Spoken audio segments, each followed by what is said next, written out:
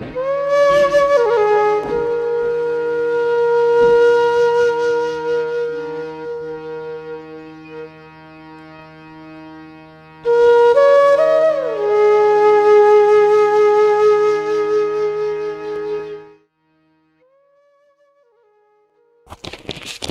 morning again.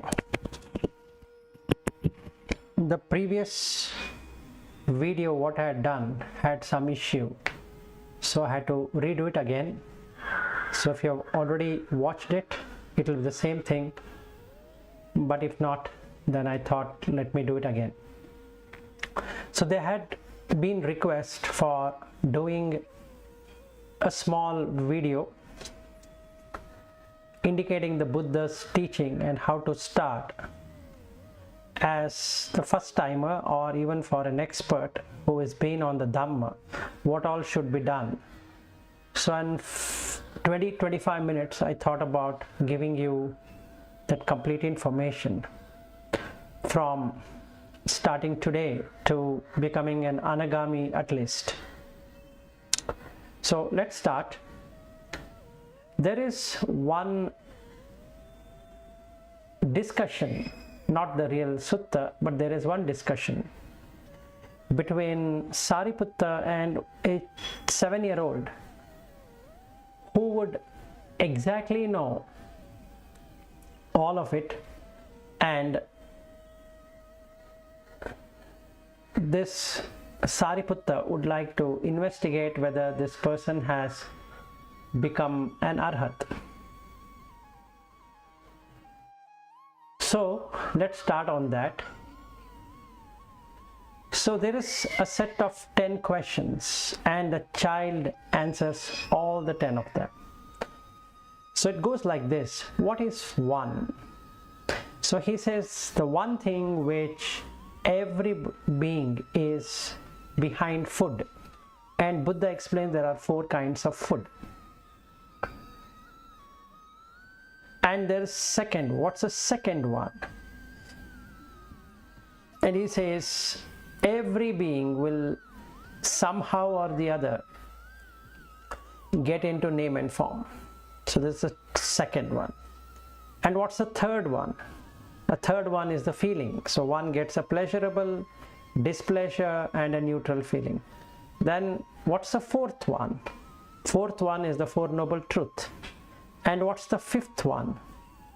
The fifth one is clinging to 5 aggregates. What's the sixth one? The sixth one is the internal sense basis. And what's the seventh one?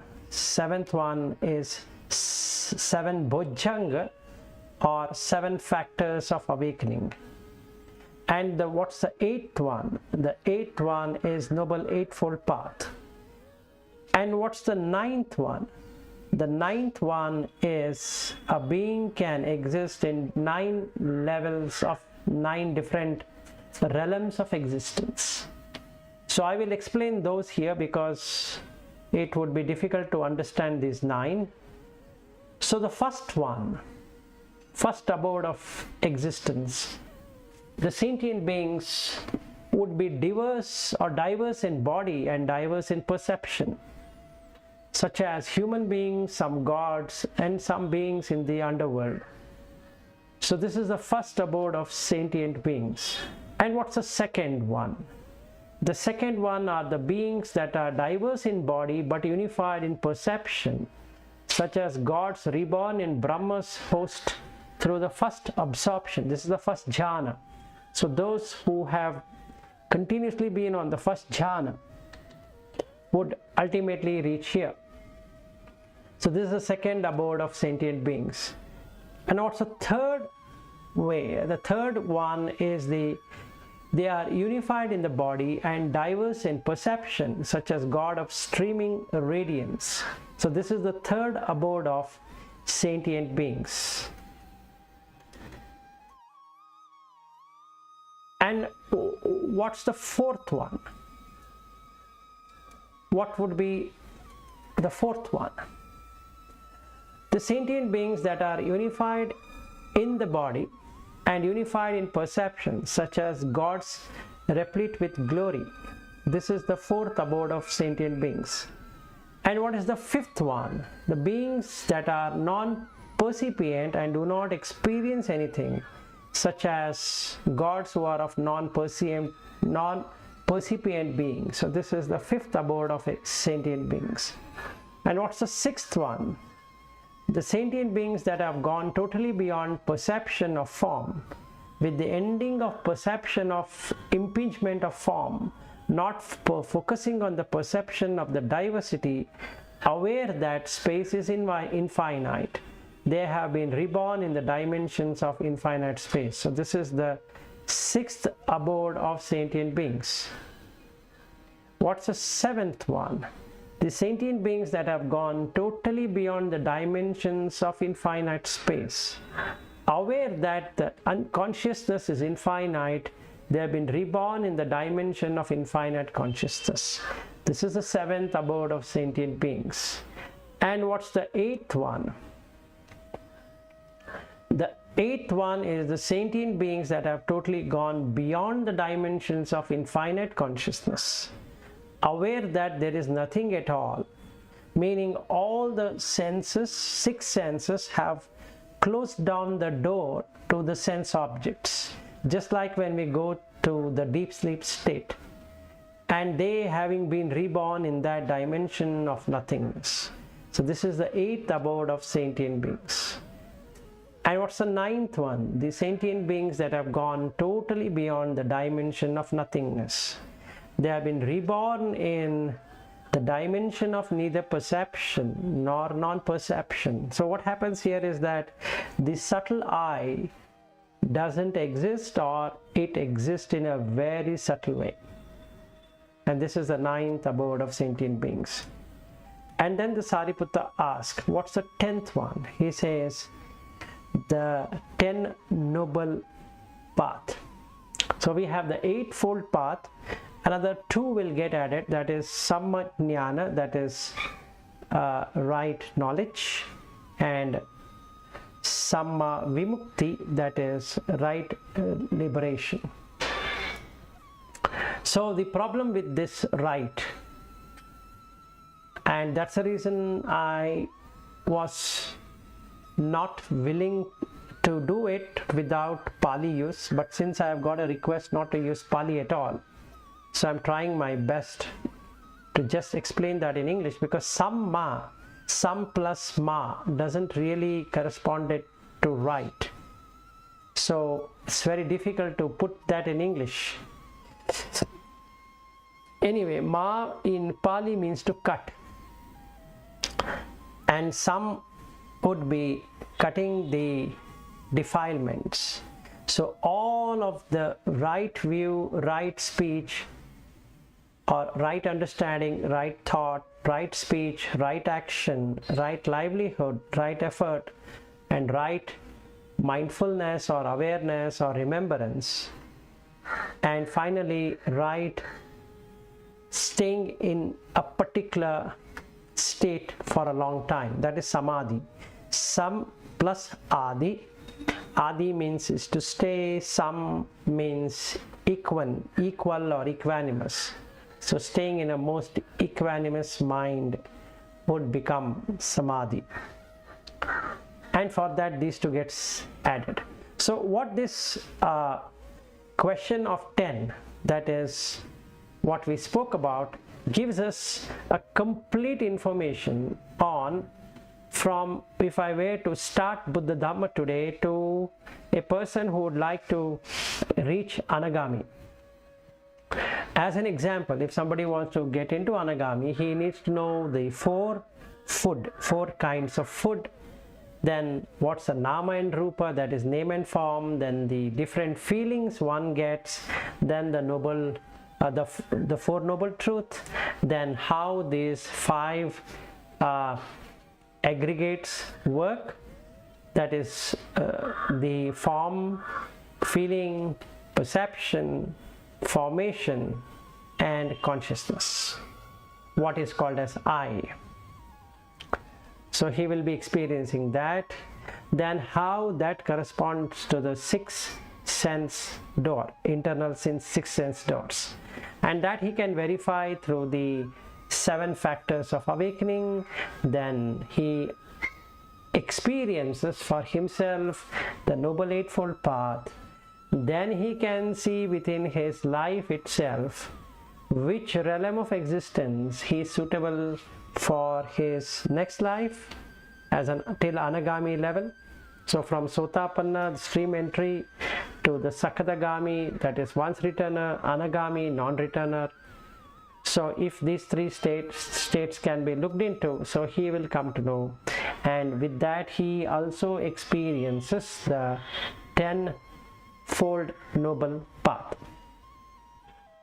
So now that comes, how do I practice? What should I do? Where do I start? The first thing you need to do is to understand the Buddha Dhamma Sangha. Reason being that there is one hindrance, major hindrance, called as skeptical doubt, and that will go when one's understand Buddha Dhamma and the Sangha. Then with one of the biggest obstacle gone, only the 4 obstacles are left, that is sensual liking, then ill will, sloth and torpor, restlessness, worry / anxiety. So these 4 remain. So what a person can do is start working on that by putting forth the precepts. So for all of these hindrances he can find a solution. So the first one of the hindrance, he needs to look at the loathsomeness of the body. For the second one he can apply metta. For the third one he can do walking meditation. For the fourth one he can do the jhana, and anyway 5th one is gone. So for that the precept has to be established. Once the 5 precepts of non-killing, non-stealing, then non-sensual misuse, then the not lying, not intoxicating oneself. When this is completely applied, the hindrances start to melt away, and with hindrances starting to melt away, one can work easily on the 10 immoral deeds what one would be performing. 4 are from speech, 3 are from the body, and 3 are from the mind. So once he is ready with all of this, then he can enter into the jhana, that is the 1st and 2nd and 3rd and 4th. As he keeps on practicing and also going into the vipassana of understanding the name and forms and all of that, the person starts to move from the Sotapanna to Sakadagami to Anagami and ultimately in Arahat. The best thing is that in this Buddha Dhamma, one can know for himself or herself where he or she has reached. So there is no need for somebody to go and ask, where am I, what stage I have reached, and all of that. That is not at all required. We can refer to that particular sutta and we can see for ourselves where we have reached. So what one needs to do is to go by this 10. That is, first understand the 4 food. So that is 1. 2 is the name and form. The 3 is to have an understanding on the 3 types of feelings. The 4 is the 4 noble truth. 5 is the clinging aggregates, the 5 clinging aggregate. 6 is the internal sense basis. 7 is the 7 factors of awakening, which one can verify his progress. The 8 is the Noble Eightfold Path. The 9 is the 9 realms a being can exist. And the 10th one is the 10 Noble Path, which is 8 plus 2. Another thing about this 7 awakening factors which one can see. He can verify at every stage from Sotapanna to Sakadagami to Anagami and Arahat, is that he can find out his level of mindfulness. It's actually remembrance. Sati is remembrance, but some books talk about mindfulness, awareness and all that. Second one is investigation into the Dhamma, which is Dhamma Vishaya. Third one is energy, which is the Virya. Fourth one is a rapture or happiness, which is Piti. Sixth one is blissful calmness, which is Pasiddhi. Seventh one is Samadhi, which is staying in that blissful state for a long period of time. Equanimity is Upekha. So these are the 7 factors of awakening.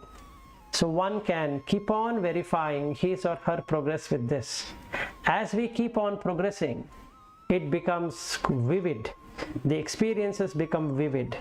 And as indicated in the sutta, many suttas, this will become a real experience. And one other thing I had forgotten is that you need to also practice on closing the sense doors. So one of the sutta is the Indriya Bhavana Sutta. So for these 10 of them, the first step is to understand the Buddha Dhamma and the Sangha, like from the Iti Piso Bhagava onwards to what is a Dhamma and what is a Sangha. Then after having removed the hindrance, one of the hindrance is the skeptical doubt, one can start to establish the 5 precepts. Once the 5 precepts have been established, the person can start working on the indriyas. Indriya samvara is what Buddha calls, which is the working on the senses. So you need to work on the senses to make them not get associated with the sense objects, the appropriate sense objects. Okay. And having done that, we can then work on the hindrances. So the sensual liking, one can use the loathsomeness, the ill will which is going to be there. We need to use metta, the Karaniya Metta Sutta or the Metta Sutta tremendously helps in that direction, helps in establishing the Brahma Viharas. Then for the sloth and torpor, walking meditation would be the most advisable because mind sluggishness can be removed. For restlessness and worry or anxiety, the only thing is to get into the jhanas or meditative states. So one can get into 1 to 8 or 9 meditative state as indicated by the Buddha. With that, what is going to happen is that as we turn towards become an Anagami, and once we become an Anagami and further beyond that, one will start experiencing to see his past birth and all that. So that is what one can reach and understand. So as a starting person, where I should start is to understand Buddha Dhamma Sangha.